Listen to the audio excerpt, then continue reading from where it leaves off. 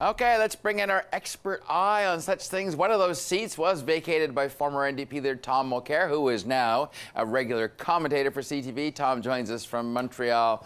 All right, Tom, those by-elections are greenlit finally. Your seat is up for grabs. Now, I got to point out, that's a seat that's gone almost exclusively Liberal for many decades until you came along. Exactly. How does the NDP keep it when the leader's preoccupied with trying to win a seat of his own? It's going to be a very tough fight for the NDP candidate, whose name is Julia Sanchez. Good background in international development. She was in Ottawa as CEO of a firm there. Knows the riding well, lived there for most of the time she stayed in Canada. She's born in South America, but raised in a French-speaking part of Quebec, so she's got a lot of stuff to offer to the people in the riding. I think it's going to be a very, very tough fight for the NDP. When Jack Layton and I went after the seat, don't forget, things were quite different. We had never come anywhere near winning a seat in that type of election in Quebec, but we threw everything we had at it, and there was a novelty to the NDP. People were getting tired of the bloc.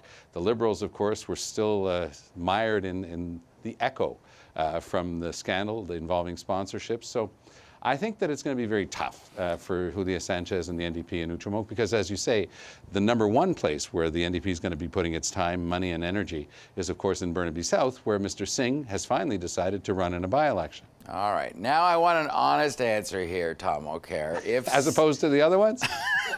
I'm used to dealing with politicians. I'm not sure how much honesty I get on sometimes. But if Jagmeet Singh doesn't win that seat, does the NDP need to consider a change in leadership? Well, of course, the politician in me always has a radar that goes on the minute I hear the word if, but now that I'm in the commentary business, I think it would be extremely difficult for Mr. Singh to stick around. That's why the party is going to put absolutely everything that it has.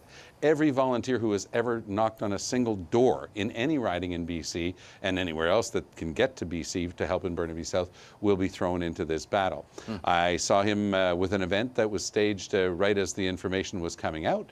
He had a big smile on his face and looked energetic, and I sincerely hope for him that he continues that throughout the campaign. But again, indications are, and I've talked to people within the party, they're comfortable that they can win the riding, but they're far from being confident that they will. And you know, Mr. Singh has been asking Mr. Trudeau to call this by-election for some time. He might remember the old saying that you've got to be careful what you ask for. Exactly. But I had Singh on the show earlier this week, and he said, I'm going to contest the next election, win or lose, in that riding. And I just wonder if you think that would be possible without a caucus revolt. If you go in with a loss, can you still take this party into the election? I think it would be very, very difficult for him to do that, Don. I think that anybody who knows anything about politics would agree with what I just said. All right. If he wins, let's put it on the bright side, he won't be in the Commons till about That's a hypothetical he'd like.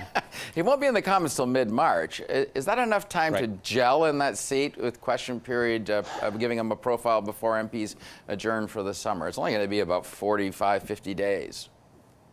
The major problem with Jagmeet's initial decision, which was not to seek a seat in the House of Commons, was that he thought he would go out there and just meet people. Well, you can give a nice speech to the Chamber of Commerce in Powell River in BC, but it's not going to be on the nightly news. A well-crafted question at question period will be. So now people are finally going to get a chance to see what he's made of if indeed he's able to win Burnaby South.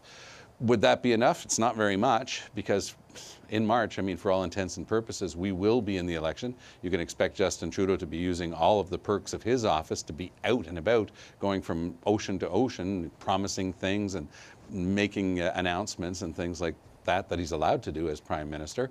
So it's not going to give him much profile, but it's certainly better than the situation he's in now, which is, frankly, nobody gets a chance to see him and nobody's paying much attention to what he says. All right. Well, we'll see what happens. It's going to be interesting. Tom Mulcair, thanks for joining us.